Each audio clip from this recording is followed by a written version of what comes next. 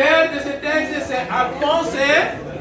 Si les activités scolaires se sont normalement déroulées ce lundi dans la plupart des écoles de la ville, les séquelles de perturbations connues semaine dernière peuvent encore affecter l'année scolaire. De perturbations connues suite aux rumeurs qui inondent les réseaux sociaux depuis un certain temps.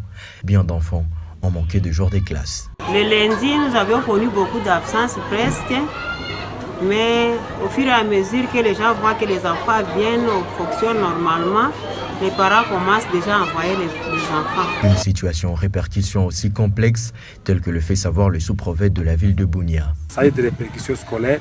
Et en dehors de ça, la répercussion que nous avons constatée, qu'il y a des enfants qu'on a fait déplacer gratuitement. Ça, c'est une cause valable, juste à cause des rumeurs. Des enfants, d'autres ont été même des finalistes des écoles primaires qui préparent les NAFEP.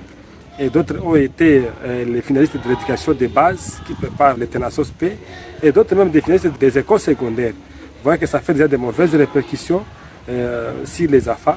Ils peuvent aller à l'étranger où il n'y a pas des écoles congolaises et ça crée des problèmes. Bien d'enfants en ont payé le prix. Le parent appelé à faire confiance aux communications des autorités sécuritaires pour éviter ce scénario dans le prochain jour. Nous leur demandons de filtrer l'information qu'ils ont et surtout de faire confiance à ce que dit le gouvernement provincial. Nous avons un gouvernement provincial qui est responsable et qui communique avec la population.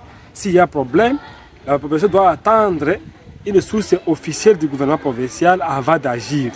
Et en tout cas pour la fois prochaine, nous allons demander aux parents de ne pas beaucoup s'agiter, de suivre la voie normale pour avoir les informations, pour ne pas pénaliser nos enfants de leur cours. Les rumeurs devenues chroniques sur la toile, l'administration militaire avait annoncé semaine dernière des poursuites judiciaires contre les auteurs des désinformations.